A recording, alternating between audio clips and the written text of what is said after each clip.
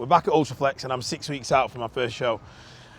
Today, I'm gonna be training full upper, right? Tom's given me a 2-day refeed of the last 2 days, 5,000 calories both days, and he's told me to train, smash my upper as much as I can, and then show him the fullness after. So I'm gonna be doing a full check-in with Tom straight after this, sending him the images, sending him the shots, see where we stand. I'd say my upper's probably about 4 weeks out, legs a little bit longer, and that's just down to my body type. So this is probably gonna be the fullest you're gonna see me. Realistically, over the next 6 weeks, I'm gonna have to run really, really flat to bring the conditioning that I want to win this show. So we're gonna train full upper. Ultraflex is having a bit of a, I'd say, jiggle about today. So part of the expansion of Ultraflex is they're adding new floors in. So that means some of the kit's off limits today. So the session that I would have normally planned, we're gonna have to adapt it and we're gonna have to change it. So I'm gonna show you guys how to do that when circumstances are different. And also, I've been speaking to you guys about what content you wanna see. So I'm gonna cover off some of the topics you've asked to see. I'm gonna cover off the asks, the walkthroughs, everything that you wanna see. And let's see how it goes. Tom's asked me to run a full upper session, which means we're gonna run shoulders, chest, back, run that through, and then we're gonna hit arms, and then we're gonna get into posing now. One of the best exercises you can do for shoulders is a variation of lateral raises, right? So we're gonna do a crucifix lateral raise to get the most out of the medial delt. When you train shoulders, one of the things that happens, and it happened to me when I was first started training, is your traps just want to get involved with everything, all right? So I'm really trap dominant, and people say to me, oh, what do you do for your traps? I do nothing. I train like shit for years and years, which is why they're overdeveloped, so now I don't touch it. But when you do shoulders, the first thing that wants to happen is your body just wants to go up like this, right? So whenever you're doing any sort of lateral movement like that, your body's signaling you to make it easy by doing this. So when you do a crucifix lateral raise, what a lot of people do is they'll come into it, they'll lean back, and they'll do that, right? And you'll see my chest is up, right? But I'm getting loads of trap there. So what you have to do, you have to flatten your back, right? Flatten your back to the pad, which brings your traps and your shoulders away, right? So now your traps can't help you in the movement, and it transfers to your delts completely, right? So you flatten your back to the pad, lean forward, and then you take up like that. Now that is all delt. Now, people will ask about tempos and form, right? If you throw it up, you're minimizing the amount of time that muscle can grow, okay? So take your time, get warm, and go through the movement in the right way.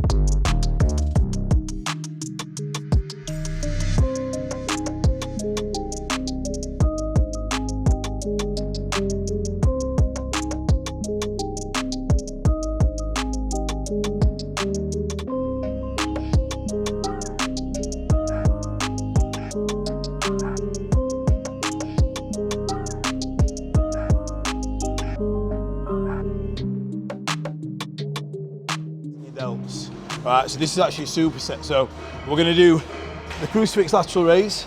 Right, I'm gonna do 10 to 15 on that with good tempo. I'm gonna stand up, and then I'm gonna do side laterals. Right, at the last rep, I'm gonna hold it for 10 seconds.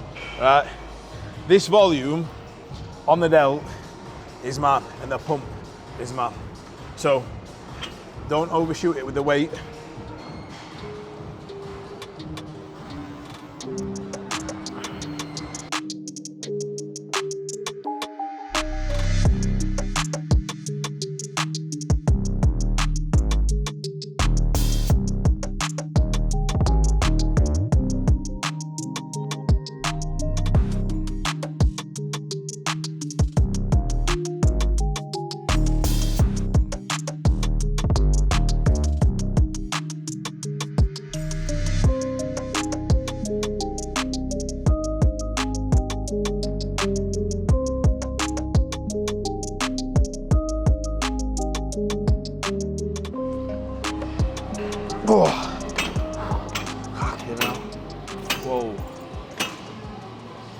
Fucking hell. Like, we're not at that point yet where, in prep, where it's like diminishing returns, because I know how strong I've been in the past, I know how strong I've been in off season. So, we're gonna be reaching that point pretty soon where certain numbers that I used to hit just won't be attainable from the level of output I've got, the level of fuel I've got going in with food. So, training for feel is so, so important. Training for quality is so important, because you'll never chase shit reps, you'll never chase shit form, because you're not trying to quantify the success of your session by progressing a weight stack. You're trying to hit the quality, hit the pump, hit the feel, and that's what's going to take you through the prep. That's what's going to get you there, and that's what's going to make sure your training stays as good as it can be all the way through. So we talked about rowing in the last video, and we talked about how the elbow governs the movement. Now, we're gonna do an ascending set. So I'm gonna start on a low weight. I'm gonna start and I'm gonna do 8 reps. I'm gonna take it up, 8 reps, take it up, 8 reps, and I'm gonna keep going through the stack until I can't complete 8. Now, as I fatigue through this, and as I do this, every rep should be the same, and that's my goal. My goal is to make every rep look the same. So, irrespective of if you're starting off light and it's an easy weight, always control the weight, all right? One of the biggest mistakes that people make is they get caught up in just completing A to B, trying to get strong for their mate who's watching, all right? Being good and efficient in the movement is how you're gonna build muscle, all right? So, like I said, I'm gonna start light. The goal is every rep looks the same.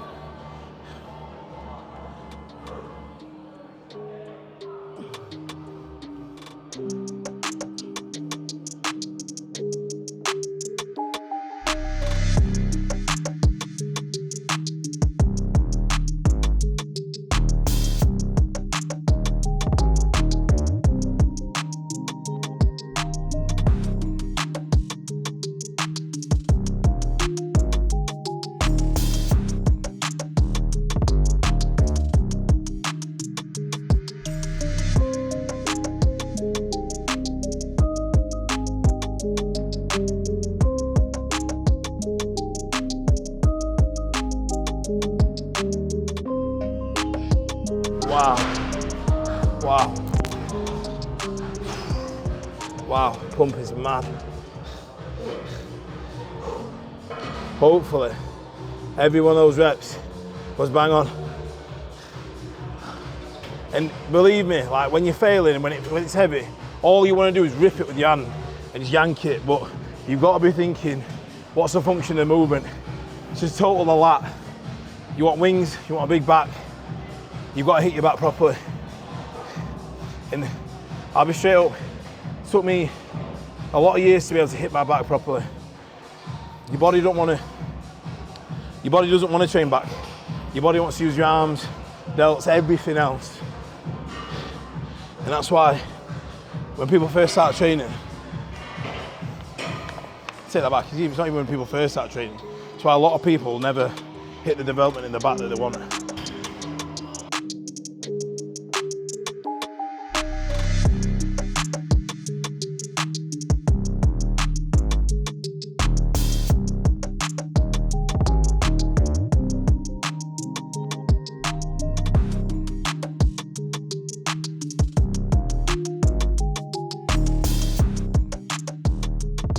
If you're someone who struggles to hit your back, an ascending set might be for you. So an ascending set means you start on a lighter weight and you work up the weight stack. So for me, I start at the bottom of the stack, so really lightweight. I'll do 8 reps, I'll then take it up a weight, 8 reps, and repeat and repeat and repeat until I can't do it. Doing an ascending set just helps you build your connection with your muscle. Okay, so sometimes when you go straight into a heavy set, because you've thought so much about lifting heavy, the connection and the feel is lacking. So in an ascending set, you have the opportunity to practice your reps as you build the weight up, so your connection will be stronger. Right, so try an ascending set if you struggle to feel the muscle that you're working. And that can apply to everything. So with us doing a full upper, one of the first things you want to do when you're training chest is get it short. Fuck you know. So when you're hitting chest, one of the first things you want to do is make sure it's full of blood. So the way to do that is to get it short. So a pec deck, pec fly, any variation is fucking awesome to get it full of blood. So we're going to use the Nautilus pec deck, pec fly.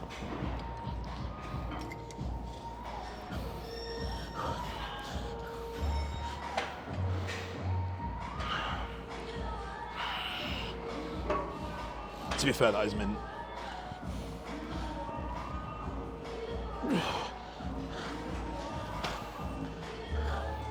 Now again, we touched on this in the last video. A lot of people think it's about getting your hands together, all right? Your bicep is closest to your pec.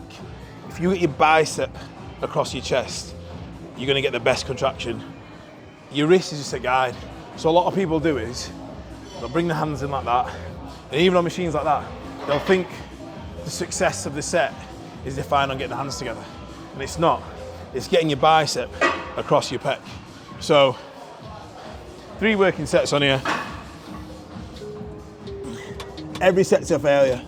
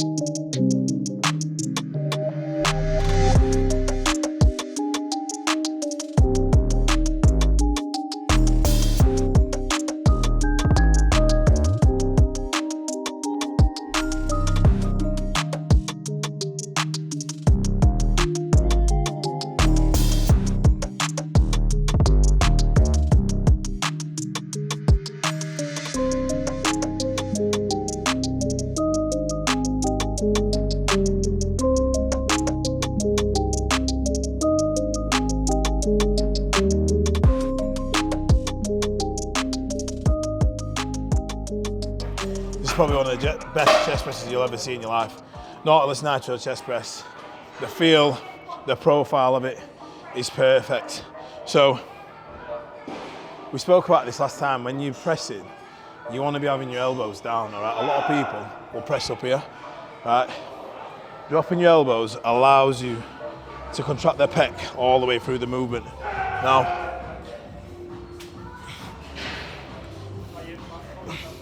one of the things that I'll go through with people when they first start training is tempo.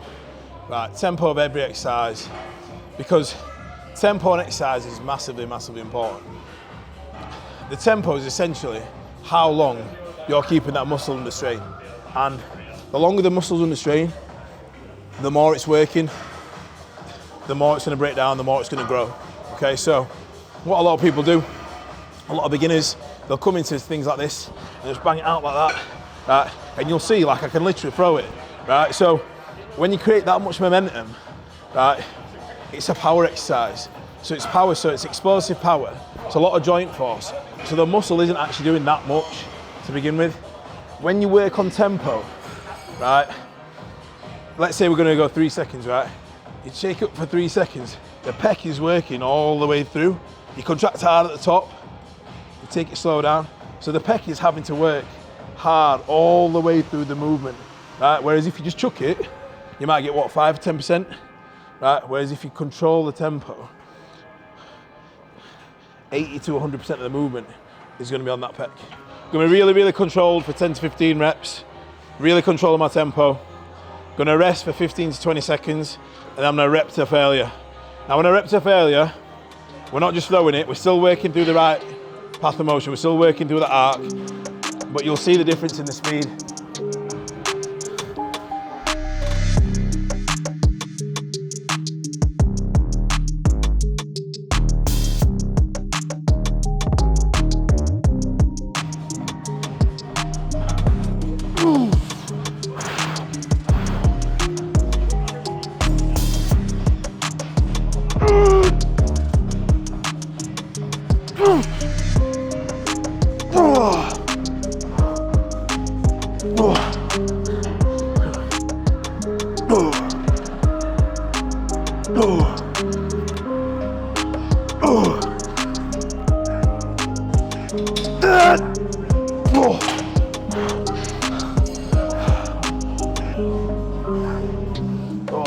Wow, best chest thrust in the game.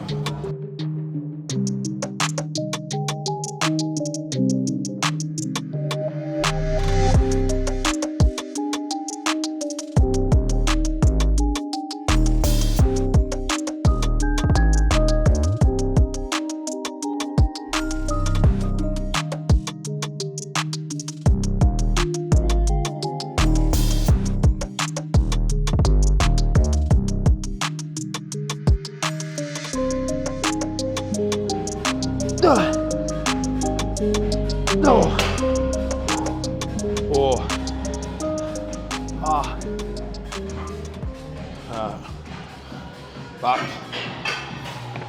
Good. It's fun training full upper. Ask any guy what he wants to train when he goes to the gym. Upper body, or arms, or chest. So with me being 6 weeks out, we talked about maintaining training quality, maintaining performance.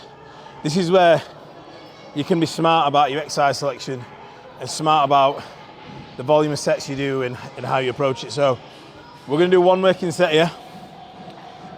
The goal is 40 reps. I'm gonna start on a heavy weight and I'm just gonna keep going until I can do 40. So I might start on 77, do 15 on that, drop it, do 10 on that, keep going until I get 40. So this way I get the right volume, the right connection, the right intensity, but I'm not burning myself out by doing 3 or 4 sets. So I can recover quicker to do my cardio, to train again hard, to do all the steps that it's going to be asked of me on lower food.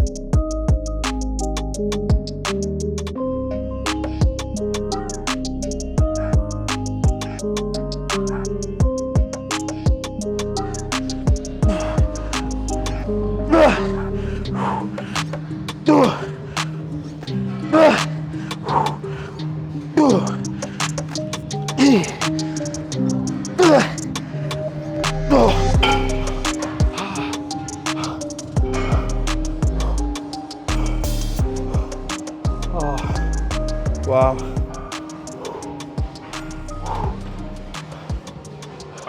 When you're hitting back and everything's chest supported, breathing is difficult. Just accept it.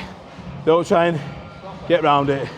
Understand you're bracing your rib cage against a pad. It's gonna be difficult to get full breaths in. Oh, feel good. I'm gonna do a nasty ass giant set. So I'm gonna do overhead tricep extension, bicep curls into lateral raises, right? So I'm gonna run each set to failure. Probably gonna run this 3 or 4 times through. Right, so this overhead extension, imagine it's like a throwing in football, right? So you wanna crush down onto your bicep, right? Crush down onto your bicep. That extends the tricep there. and then you get it short, all right?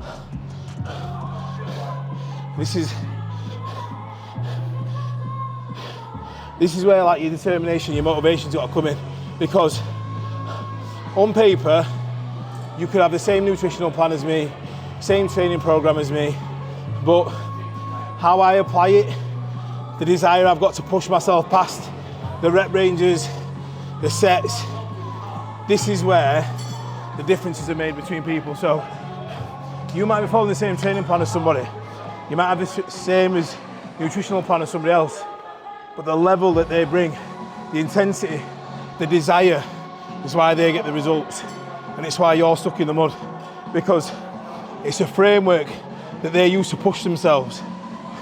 So it's what you do with that plan that dictates the result.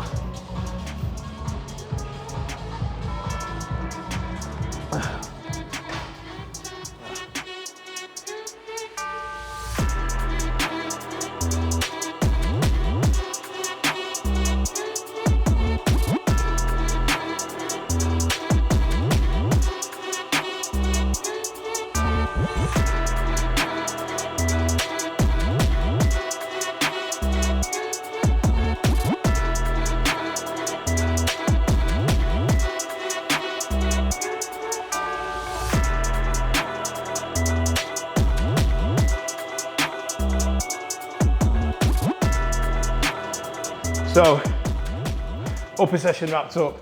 This was the pump session after the 2-day refeed. So, we're in a good spot. I'm holding the density well, but like I said at the beginning, I'm gonna have to run really, really flat.